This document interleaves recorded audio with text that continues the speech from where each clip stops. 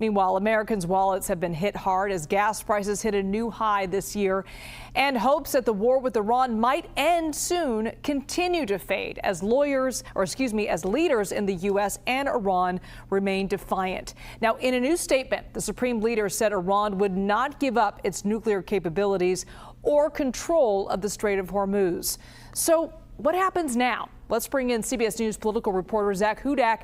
Zak, what are you hearing about any potential next moves as we approach the 60th day since the start of this war? We know that the president is being briefed on his options, both militarily and diplomatically. We don't know exactly what those options are, but there are some things that we can infer here. It is one possibility that the U.S. could double down on this strategy to blockade the Strait of Hormuz.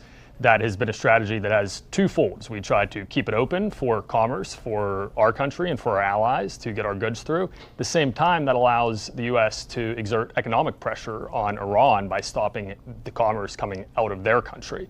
So that's one thing we could do. We could also resume or even escalate the military strikes. There are drawbacks to that. Among them, as we saw early on when we targeted some of the folks who we had been negotiating with once they were taken out, that set back negotiations essentially. So there are some risks with that option. There is the option of continuing to try to build a coalition of different countries that would work together to keep the strait open.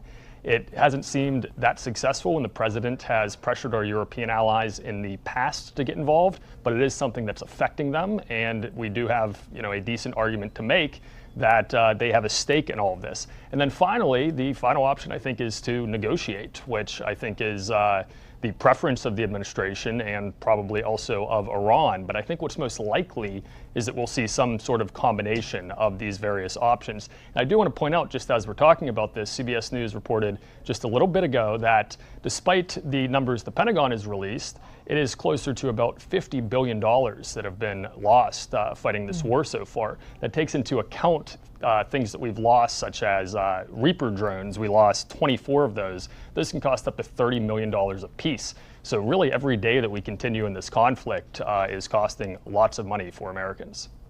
Zak Hudak, thanks so much.